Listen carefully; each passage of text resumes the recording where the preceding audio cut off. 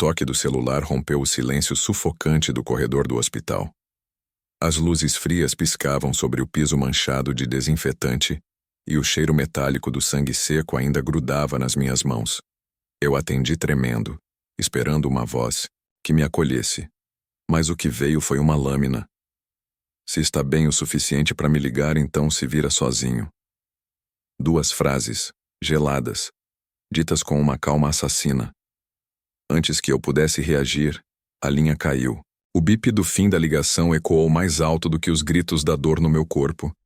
Fiquei parado ali, imóvel, com o telefone na orelha e o coração afundando no estômago. Não doía o corte no supercílio. Doía o jeito que ela falou meu nome, sem amor, como se eu fosse um estranho pedindo favor. Saí do pronto-socorro tropeçando, o corpo ainda zonzo da anestesia. A rua estava molhada, o asfalto refletindo as luzes vermelhas da ambulância estacionada.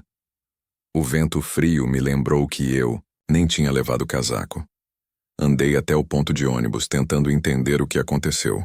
O celular vibrou no bolso. Notificação de Pix. 48.900 enviados.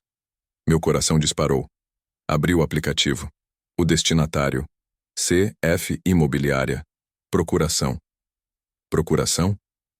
Eu não autorizei nada. Nenhum pagamento, muito menos, quase R$50 mil. Toquei na transação. A assinatura eletrônica era minha. Idêntica. Só que não era. Corri. Peguei o primeiro mototáxi que passou gritando o endereço da minha casa. A chuva começou no meio do caminho, grossa, cortante. Quando cheguei, o portão estava entreaberto. A tranca caída, o trinco pendurado. Entrei devagar, o coração martelando no peito. A sala parecia um campo de guerra. Quadros no chão, papéis rasgados, uma cadeira tombada. No meio do caos, uma pasta marrom aberta sobre a mesa. Dentro, cópias de documentos, carimbos recentes e minha assinatura, perfeita com cada curva do L igualzinha. Só que eu nunca assinei aquilo. No fundo da pasta, encontrei um cartão de visita, em letras douradas. Ferraz em Filhos Advogados Associados. Senti o chão girar. Eu conhecia esse nome. Era o escritório que cuidava da partilha da casa da minha avó. Aquela herança que todo mundo dizia que ia dar confusão, mas que eu jurei nunca mexer. De repente, o prédio apagou. Um estalo, e o breu tomou conta da casa. Fiquei, parado, ouvindo apenas a minha própria respiração, e outra, mais lenta, mais próxima, vindo do quarto. Peguei um abajur caído e usei como arma. A cada passo, o som da respiração ficava mais nítido, até que vi a porta entreaberta. Empurrei com cuidado, o rangido ecoando como grito. O que eu vi me fez gelar. No chão, uma foto minha com ela, minha namorada, queimada nas bordas, o sorriso dela transformado em cinza. Ao lado, uma vela apagada e marcas de sapato masculino no piso. Alguém tinha estado ali e não faz muito tempo. Peguei a foto e um pedaço de papel caiu junto. Era um recibo preso com clipe. Li os números tremendo. Audiência de inventário. Tese Order, 5 de novembro. Amanhã. Com meu nome listado como parte interessada renunciante. Renunciante? Eu nunca renunciei a nada. Meu corpo inteiro tremia e a cabeça latejava com a dor do corte ainda fresco. Saí cambaleando até a cozinha. As luzes voltaram piscando, revelando um detalhe que, antes o escuro escondeu. A janela dos fundos aberta, cortina balançando. Alguém fugiu por ali. Peguei o telefone fixo. Linha muda. Olhei de novo o recibo. No canto inferior, uma assinatura digital. Procurador, C.F. Imobiliária, representada por Ferraz Filhos. Era o mesmo nome da transferência. Abri o armário e puxei a gaveta do fundo, onde guardava as pastas originais da minha avó. Tudo lá. Escritura, testamento, notas fiscais antigas. Mas agora, em cima dos documentos, havia algo novo. Um envelope branco com o meu nome em letra cursiva. Abri. Dentro, só uma frase escrita à mão. Quem confia demais em quem ama, assina o próprio fim. O celular vibrou outra vez. Número desconhecido. Atendi. Silêncio. Depois um ruído metálico, como se alguém arrastasse correntes. Uma voz masculina, grossa, sussurrou. A audiência não é o fim, é o começo. A ligação caiu. Corri para a janela tentando ver algo na rua. Apenas faróis distantes e o som de chuva. Fechei as cortinas, voltei para o quarto e tranquei a porta. Sentei na cama tentando respirar. Tudo estava errado. Ela me abandonou por telefone. Minha conta foi invadida. Minha herança estava sendo vendida. E agora alguém estava brincando com minha mente. Peguei de novo o cartão dos advogados. Atrás, anotado a caneta, um endereço. Rua das Acácias, 512, Sala 4. O mesmo endereço da audiência. Meu coração batia no ritmo das gotas batendo no vidro. Comecei a ligar para ela de novo. 1, 2, 5 vezes. Nada. Só a mesma mensagem fria. Este número está temporariamente indisponível. No 7º toque, uma voz diferente atendeu. Feminina, trêmula. Quem é? Perguntei. Silêncio. Depois uma resposta que fez o chão desaparecer sob meus pés. Eu encontrei esse celular jogado na calçada. E tem sangue nele. Desliguei, sem conseguir falar. A respiração ficou curta, os dedos gelados. Peguei o recibo da audiência e o guardei no bolso. Precisava descobrir o que estava acontecendo. Mas antes de sair, olhei de novo para a foto queimada. O sorriso dela, agora, borrado pela fuligem, parecia me observar. E naquele instante algo dentro de mim mudou. A dor virou raiva. A solidão virou foco. Se ela estava envolvida nisso, eu descobriria. Se ela estava em perigo, eu resgataria. Mas uma coisa era certa. Aquela frase, se vira sozinho, deixaria de ser uma condenação. Seria minha promessa. Quando fechei a porta e desci as escadas, a chuva cessou de repente. No reflexo do vidro da entrada, vi o vulto de um homem parado do outro lado da rua, observando, alto de terno escuro, guarda-chuva fechado na mão. Fiquei imóvel por um segundo. Ele sorriu e sumiu entre as sombras da esquina. No bolso, o recibo da audiência queimava contra minha perna, como se tivesse vida própria. Amanhã, às 10 horas, alguém tentaria arrancar de mim o que restava da minha família. Mas antes disso, eu prometi a mim mesmo. Ninguém mais vai me pegar de surpresa. O sol ainda não havia nascido quando eu parei em frente ao prédio espelhado com o letreiro dourado. Ferraz em Filhos Advogados Associados. O nome brilhava frio, como se zombasse de mim. Entrei com o coração acelerado, os olhos ardendo da noite. Em claro. O corredor cheirava a café requentado e perfume caro, o tipo de aroma que esconde sujeira atrás de ternos bem passados. A recepcionista me olhou como quem reconhece um rosto que devia estar no sistema, mas não no saguão. O senhor veio reconhecer a firma para o repasse do imóvel? Ela perguntou com um sorriso protocolar. A pergunta me atingiu como um soco. Que repasse? Rebati, tentando manter a voz firme. Ela girou a tela do computador na minha direção. No monitor, uma assinatura digital. A minha. E um áudio reproduzido automaticamente. Confirmo sim, pode transferir. Era a minha voz, palavra por palavra, tom por tom. Só que eu nunca disse aquilo. O ar do escritório ficou pesado. Eu senti o estômago se contorcer. Onde vocês conseguiram isso? A mulher hesitou. Foi trazido pessoalmente, senhor, por sua companheira. A mesma que assinou como sua procuradora. Minha garganta travou. Como ela se identificou? Documento com foto, CPF, tudo regular. Tudo regular. Essa frase ecoou como um veredito. Tudo regular. Mesmo quando nada fazia sentido. Saí do prédio sem dizer nada, ignorando o segurança que perguntou se eu precisava de ajuda. Na rua, as nuvens da zona norte se acumulavam, pesadas, prestes a desabar. Peguei o celular e liguei. Para ela, 1, 2, 5 vezes. Caixa postal. O som frio do bip parecia zombar da minha insistência. Respirei fundo e chamei um Uber. Pedi para o motorista me levar para casa da minha avó, Aquela que deixara a herança e que, até poucos meses atrás, era o coração da família. No caminho, a chuva finalmente começou, grossa, barulhenta, castigando o para-brisa. A cada relâmpago, minha mente revivia o som da voz dela na ligação do hospital. Se está bem o suficiente para me ligar, então se vira sozinho. Agora fazia ainda menos sentido. Ela nunca falaria assim. Ou falaria. Quando o carro virou, na rua estreita onde minha avó morava, senti um frio diferente percorrer meu corpo.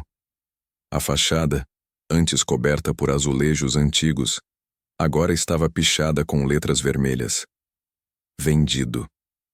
Embaixo, uma placa de imobiliária com número de telefone, coberto por fita preta. Saí do carro ainda com o motor ligado. A chuva parou de repente, como se esperasse o que vinha a seguir. No portão, encostado com o mesmo sorriso arrogante de sempre, estava Kaique, meu primo. Boné virado para trás, corrente de prata no pescoço. O tipo de sujeito que sempre teve. Resposta para tudo, principalmente quando estava mentindo. Tarde demais, mano. Ele disse, cruzando os braços. Documento já tá correndo. Correndo para onde? Perguntei, tentando não deixar a raiva transbordar. Pro fórum, ou é? Já foi autorizado o repasse do terreno. Tá tudo nos conformes. Nos conformes. As mesmas palavras da recepcionista. E quem é seu advogado, Kaique? Ferraz em Filhos, por quê? Ele deu um meio sorriso, satisfeito com o impacto que aquilo causava. O mesmo escritório, as mesmas assinaturas, a mesma voz falsificada. Você mexeu na conta da vovó? Perguntei, me aproximando. Mexi não, primo. Quem mexeu foi quem você deixou mexer. Ele riu, cuspindo pro lado. Cuidado com quem dorme do teu lado. A raiva ferveu no peito. Ela não faria isso. Não faria? Ele ergueu a sobrancelha. Então explica por que ela apareceu no cartório, de salto e vestido novo, dizendo que você estava doente e queria resolver logo o inventário. Meu punho fechou por instinto. Dei um passo à frente, mas antes que qualquer coisa acontecesse, uma voz idosa me chamou do outro lado da rua. Neto. Era Dona Cida, a vizinha que cuidou da minha avó até o fim. Corria com um guarda-chuva torto e um olhar aflito. Ela me segurou pelo braço e sussurrou com o tom de quem carrega um segredo que queima na garganta. Filho, tua moça não te traiu. Ela tá sumida desde ontem. A frase me gelou por inteiro. Como assim, sumida? E quando ela entrou num carro aqui na esquina? 2 homens com ela. Um deles era o teu primo, esse aí. Ela apontou discretamente para Kaique, que já fingia mexer no celular. Eu reconheci o boné e a tatuagem no braço. Meu coração martelava tão forte que parecia querer rasgar o peito. Você tem certeza, Dona Cida? Tenho, eu vi. E mais. Ela abaixou a voz ainda mais. O carro tinha um adesivo no vidro traseiro. O mesmo da empresa de guincho que vive rebocando o carro para aquele galpão na Marginal. O nome soou familiar. Era o Júnior Guincho, amigo de bar do Kaique, sempre envolvido com coisa errada.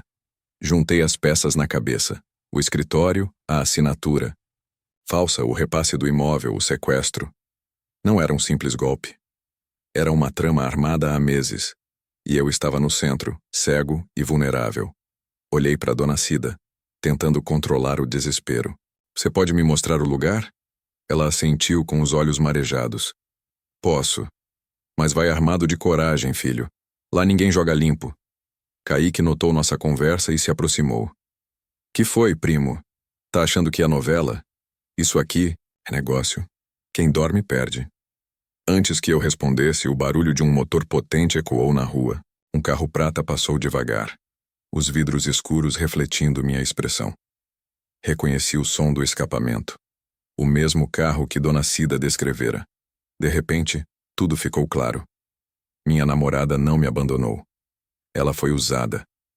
Clonaram minha voz, falsificaram minha assinatura e roubaram minha herança. Tudo com a ajuda de sangue do meu próprio sangue. Fiquei parado ali, na chuva que voltava fina, olhando para o carro desaparecer na esquina, e jurei. Se Kaique achava que eu ia me virar, sozinho, ele ainda não sabia o que era me ver de pé. O bairro tem olhos e ouvidos. A gente finge que ele dorme, mas ele está sempre acordado, sussurrando nas calçadas, observando pelas frestas das janelas, escutando conversas que ninguém deveria ouvir. Quando voltei para casa de Dona Cida, naquela noite senti esse olhar sobre mim. As luzes amareladas dos postes piscavam, o asfalto ainda molhado refletia o céu cinza, e o cheiro de pão fresco da padaria misturava-se ao ar tenso da vizinhança. Dona Cida me esperava na porta segurando uma sacola com pão e uma expressão de quem carregava um segredo perigoso. Filho, entra rápido, melhor a gente conversar lá dentro. Ela disse, fechando a porta com o trinco duplo, como quem protege, algo mais valioso do que ouro. A sala dela era simples, cheia de fotos antigas da minha avó e santos nas prateleiras. No canto, uma TV velha mostrava um noticiário mudo. Ela tirou do avental um pendrive. Tá tudo aqui. As câmeras da mercearia gravaram. Ela murmurou. Pluguei o pendrive no notebook dela. A tela mostrou a rua da esquina, filmada de longe. Às 20h12, um carro prata parava em frente ao ponto de ônibus. Ela, minha namorada, aparecia de capuz, caminhando rápido, como se tivesse medo de ser seguida. 2 homens desciam do carro. Um deles, reconheci de imediato. Kaique, o outro mais alto, usava uma jaqueta de couro e uma tatuagem visível no pescoço. O mesmo tipo que vi nas fotos da gangue do Júnior Guincho. Ela tentava correr. Eles a empurraram para dentro do carro e o veículo arrancou. A câmera acompanhou até sumirem na curva. O mais inquietante era o detalhe: o adesivo traseiro da empresa de guincho. Eu anotei a placa, mas eles tinham colado fita preta em cima de 2 números, disse Dona Cida. Mesmo assim, o rapaz da mercearia guardou a imagem original antes que sumissem com ela. Aquilo era um tesouro. A prova de que ela não me traiu foi levada. O alívio veio misturado com raiva e medo. O bairro sabia, o bairro viu, e agora o bairro se tornava minha única testemunha. Peguei o pendrive e fui direto para o 21º Distrito Policial. O lugar fedia a cigarro e papel velho. Um escrivão de cara cansada e olhos fundos me atendeu. Desaparecimento? Perguntou pegando o formulário. Sequestro. Tenho as imagens e nomes, respondi. Ele assistiu ao vídeo em silêncio, coçando o queixo. Quando viu o cartão do escritório Ferraz em Filhos que tirei do bolso, soltou um riso curto. Esses aí são bons de drible, viu? Quando o juiz pisca, eles já mudaram o jogo. Então me ensina a marcar homem. Rebati, sentindo o sangue ferver. O policial suspirou. Não posso prometer nada, mas conheço um investigador que odeia esses advogados. Deixa eu mandar esse vídeo para ele. E toma cuidado. Saí do distrito com a mente em chamas. Parei no primeiro bar aberto e pedi um café preto. A mesa de alumínio refletia as luzes trêmulas da rua. Peguei um guardanapo e comecei a rabiscar um mapa, ligando os pontos. Carro prata. Oficina do Júnior Guincho. Galpão desativado. A Marginal. Era uma rota simples, direta. E perigosa. Se estavam escondendo ela lá, precisavam de silêncio. Eu era o ruído que eles não esperavam. Quando terminei o café, o celular apitou. Uma mensagem anônima. Audiência antecipada para Rosander. Não perca a chance de se despedir do que é seu. Aquilo era provocação. Queriam correr antes que eu chegasse com provas. Peguei o carro emprestado do vizinho e dirigi até a Marginal, guiado pela raiva e pela lembrança do rosto dela. O galpão ficava entre um ferro velho e um armazém abandonado. Nenhum som além, do vento batendo nas chapas de metal e o eco distante de buzinas. Parei o carro a uma quadra. Apaguei as luzes e segui a pé. As portas de ferro estavam entreabertas. O cheiro era de óleo queimado e mofo. Entrei devagar, o coração martelando. Um feixe de luz atravessava o telhado quebrado, iluminando o centro do galpão. Lá estava, uma cadeira caída, as cordas cortadas, e no chão, algo que me congelou. Brinco dourado dela. O mesmo que dei no nosso primeiro salário quando ainda acreditávamos que amor bastava. Peguei o brinco com as mãos trêmulas. A poeira e a graxa grudaram na pele, mas eu não soltei. No chão, uma folha de papel dobrada com letras escritas à caneta. Se chegou até aqui, já entendeu. Engoli em seco. Senti que alguém me observava. Atrás de mim, o som abafado de passos. Primeiro 2, depois 3. A tensão me fez virar devagar, tentando enxergar através da penumbra. A luz do corredor piscou, depois acendeu de vez, e lá estavam eles. Kaique com a mesma arrogância de sempre. Ao lado dele o advogado Ferraz, impecável, terno engomado, e um sorriso cínico que gelava o sangue. E um terceiro homem, encapuzado, segurando algo pesado na mão. Talvez uma ferramenta, talvez uma arma. Ferraz deu um passo à frente. Você devia ter ouvido a sua namorada. Ele disse, a voz suave e venenosa. Ela te avisou, se vira sozinho. Meu corpo inteiro ficou tenso. Eu não conseguia tirar os olhos do homem de boné que agora começava a se aproximar. Cada passo parecia um trovão dentro do galpão silencioso. Ele parou diante de mim, alto, ombros largos, a respiração lenta. Ferraz se virou para ele, satisfeito. Pode tirar o capuz. Ele merece saber com quem está lidando. O homem obedeceu. Tirou o boné e ergueu o rosto. A luz fraca bateu de lado, revelando uma cicatriz antiga na sobrancelha esquerda. Eu senti o chão sumir sob os pés. A voz morreu na garganta. Era meu pai. O mesmo que desapareceu quando eu tinha 10 anos. O mesmo que minha mãe jurava estar morto. Meu coração parou por um instante. Tudo dentro de mim, o medo, a raiva, a saudade, colidiu como um acidente sem freio. O homem que eu passei a vida tentando esquecer estava ali, do outro lado, do lado dos que me destruíram. E pela primeira vez eu percebi que o verdadeiro inimigo da minha história sempre teve o meu sobrenome. O tempo parou. As palavras não saíam e a garganta travou como se cada respiração fosse um espinho. Meu pai. O homem que me abandonou quando eu tinha 10 anos estava ali, de pé, ao lado dos que queriam destruir tudo o que restava da minha família. Ele parecia o mesmo olhar frio, a mesma presença pesada. Mas havia algo novo, uma dureza no rosto, o tipo de amargura que só nasce em quem faz pacto com o próprio inferno. Por quê? Perguntei, a voz rouca, mais raiva do que dor. Por que agora? Por que com eles?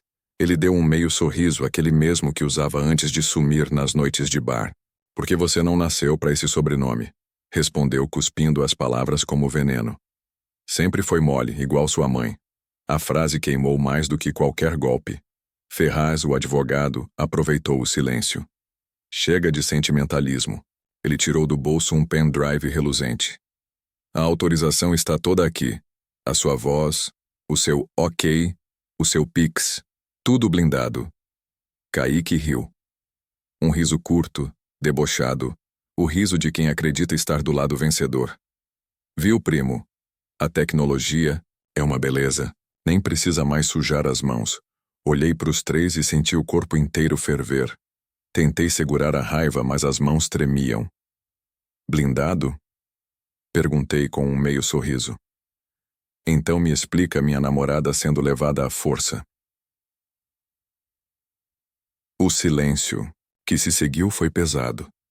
Até o som do vento batendo nas chapas de metal pareceu parar. Ferraz ajeitou a gravata incomodado. Garoto, você não entende o jogo. Isso aqui é sobre herança, não sobre romance. Ela jogou do nosso lado desde o início. Kaique completou. Ela só te enrolou para conseguir os documentos. Depois, quando não servia mais, foi dispensada. O mundo girou. Jogou, é? Soltei, e o som da minha voz me pareceu de outro homem. Então explica por que o brinco dela tá no chão daquele galpão. A reação deles foi imediata. Os olhares se cruzaram. Um segundo de silêncio. Um instante em que todos entenderam o que aquilo significava. O plano tinha uma falha. Eu tirei o celular do bolso disfarçando o movimento. Apertei. Gravar. Vamos fazer direito então. Fingi calma. Quem mandou a mensagem de voz para mim? A do hospital. A frase. Se está bem o suficiente para me ligar, então se vira sozinho. Ferraz me olhou com um brilho de orgulho maligno. Aquilo foi texto lido por uma IA de voz, A sua voz, para ser mais exato. O senhor mesmo mandou a autorização. Meu pai cruzou os braços, encarando o chão. A gente só precisava te fazer desistir, filho. Aquela palavra, filho, saiu sem alma. Desistir de quê? Da casa da avó? Do boteco? Da família? Da escritura do terreno, respondeu ele seco. Vai entrar um condomínio. Dinheiro que você não faz ideia. Coisa grande. Ferraz completou com o tom frio de quem negocia destinos. Sua avó tinha mais terra do que parecia, parte em nome de benefício comunitário. Com o seu nome, no meio não poderíamos vender. Então criamos uma solução. Senti um nó no peito. Eles tinham usado até o nome da minha avó, a mulher que criou todos nós, para enriquecer. Vocês falsificaram minha assinatura, roubaram minha conta e sequestraram ela para calar o rastro. Ferraz abriu um sorriso torto. Chame do que quiser. Eu chamo de eficiência. O som de sirenes começou distante, mas se aproximava rápido. Primeiro um zumbido, depois o eco forte cortando a marginal. As luzes azuis começaram a piscar no reflexo das janelas quebradas. Alguém tinha ligado para a polícia. Ferraz deu 2 passos para trás tentando guardar o pendrive no bolso do terno. Droga, murmurou. Como nos acharam? Foi quando uma voz firme ecoou da entrada do galpão.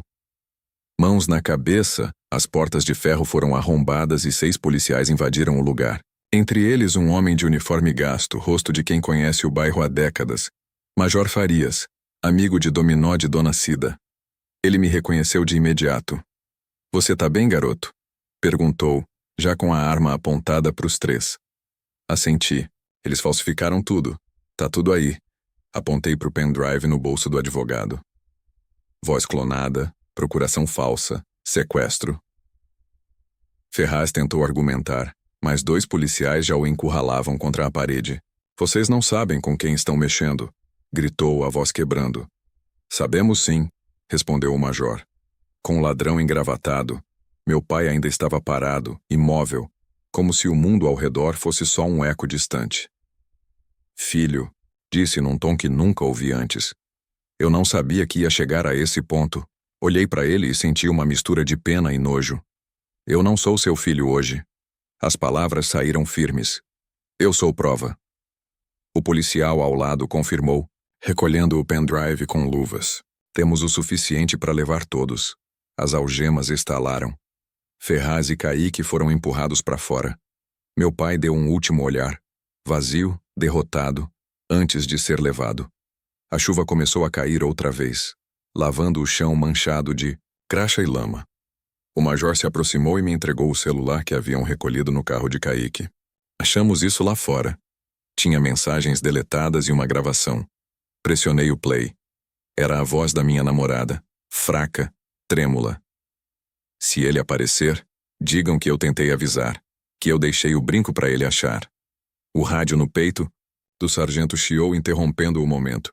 Major, aqui é a equipe Alfa. Encontramos a moça. Tá viva, amarrada, e com um bilhete no bolso.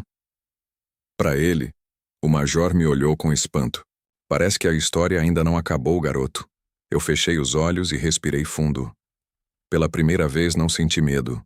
Senti fúria calma, o tipo que antecede a verdade. E jurei. Quando abrisse aquele bilhete, ninguém mais decidiria meu destino por mim. O barulho das sirenes ainda ecoava quando vi a ambulância parada ao lado do galpão. A chuva fina se misturava com o vapor quente que saía do motor, criando uma névoa prateada. No interior, sentada sob um cobertor de lã cinza, ela tremia.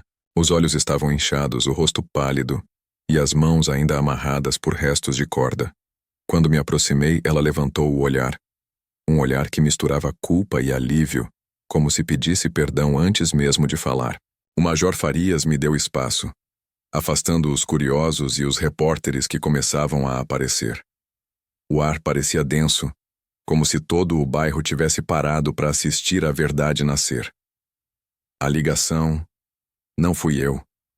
Ela disse, a voz baixa, quebrada. Por um instante todas as palavras me fugiram. Apenas balancei a cabeça, incapaz de responder. Ela estendeu a mão trêmula e me mostrou um pequeno envelope dobrado, com meu nome escrito na frente, em letra conhecida demais para ser coincidência. A caligrafia da minha avó. Abri o bilhete devagar.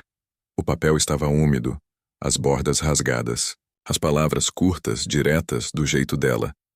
Se alguém tocar no que é seu, use a rua a seu favor. Meu peito apertou. A avó nunca acreditou em tribunal, advogado ou justiça de terno. Ela sempre dizia que o verdadeiro julgamento vinha das calçadas, das pessoas que sabiam quem você era de verdade. Atrás da nota, havia outro papel, dobrado com cuidado. O verdadeiro testamento. O selo original do cartório, a assinatura, dela, tudo ali.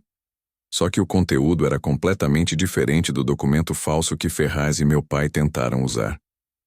Lá dizia: o terreno da Rua das Acácias não pertence a nenhum herdeiro direto. Pertence à creche comunitária do bairro. Meu neto, se provar coragem e caráter, será síndico vitalício com voto decisivo sobre tudo que envolva este espaço. Senti as pernas fraquejarem. Não herdei nada, e ao mesmo tempo herdei tudo. O silêncio ao redor foi rompido pelo som de Ferraz sendo algemado.